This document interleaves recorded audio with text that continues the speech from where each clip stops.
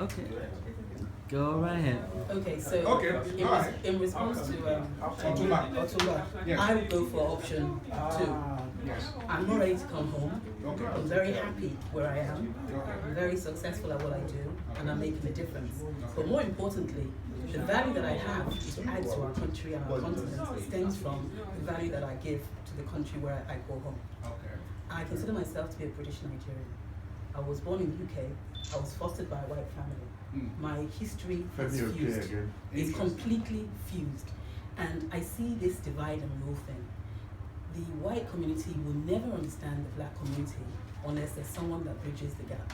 Okay. Tourism will never thrive in Africa unless we bring Europeans to our continent. It's not going to happen.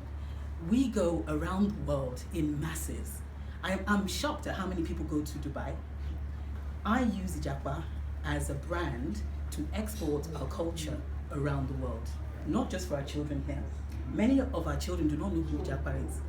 Many of them are brought up with Thomas the Tank Engine, Bob the Builder, Tom and Jerry, Cinderella, everything. You know it. We have them all. We have our little girls with our black hair looking at blue-eyed girls with blonde hair. I'm thinking they're beautiful. Yes. So when they look in the mirror, how do you think they're going to feel about themselves? Right. What is our concept? What is our concept of beauty? What is our concept of intellect? Do you know that the average Caucasian person is not used to having a bath every day because their climate does not require it. In our climate, it's hot. We sweat. It makes sense to have a bath every day. If you're now based in the UK, you don't have a bath, I don't believe you're dirty. But if you're here and you don't have a bath, you may feel dirty because you yourself will smell to yourself. Culture is something that differs depending on where you're coming from. But there's common ground. With Ijapa, I want to share what that common ground is. In those days, and I wasn't party to that, I didn't grow up with anybody telling me Ijapa stories. When I came to this country from a private boarding school, they threw me to Ikene. It was the most traumatic experience. I don't know if everybody knows Mayflower. Yes, that was hardcore. Really, really hardcore. I learned the hard way. You're saying there was no electricity. I could have died. I could not eat. The food was like, what is this? And I'll tell you for one thing. Which kind of pepper? Insects crawling in my beans, not wondering. It was foreign. It was literally foreign. And before I came to this country, I'm not telling you a lie. I believed that black people lived in trees. Okay?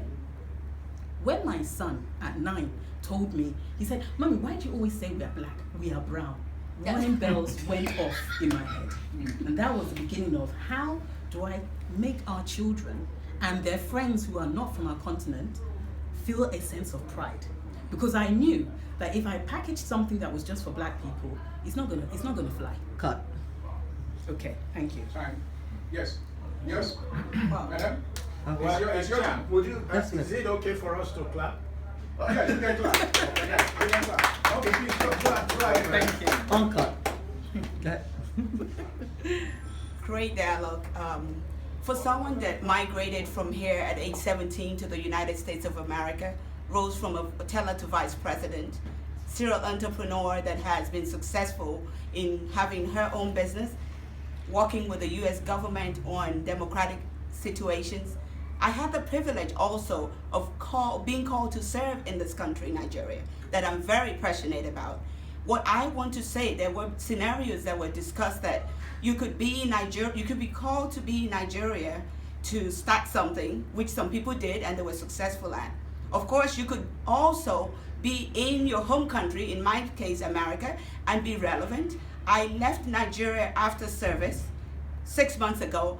As soon as I arrived in the US, I was nominated to serve as the Continental African Diversity Leadership Council for the Maryland Democratic Party, Awesome. a 4-year term. I say that not to impress you, but to let you know that wherever you are celebrated as an individual with resources, with power, is where you need to be. And I believe that even though I'm there, my heart is here. I'm here as soon as Dr. Akinboboye called, I was on the next plane to be here because I love being here. And my American friends know I love my country. And they are waiting for me to create that bridge, that platform. They said to me, "Remy, you were more useless to us when you were in Nigeria for 5 years.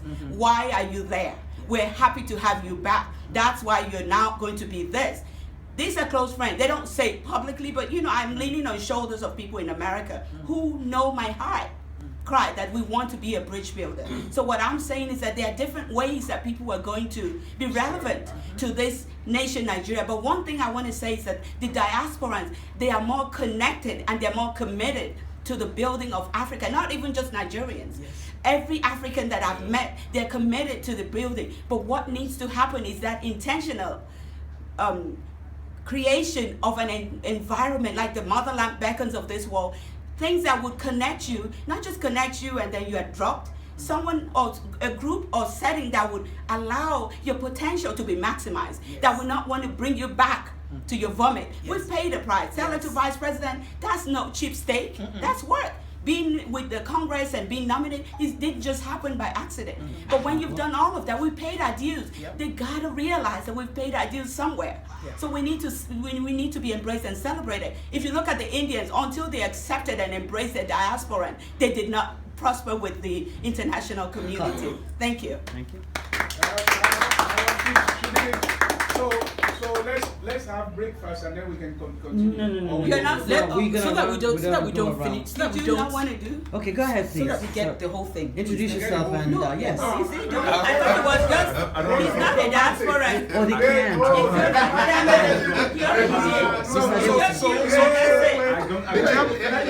The chair has 1 minute. The chair has 1 minute. Okay. The chair has 1 minute. These guys, as they are sitting here, Yes. if you tell them to make a comment, they will send telex to Togo. First, before they Togo will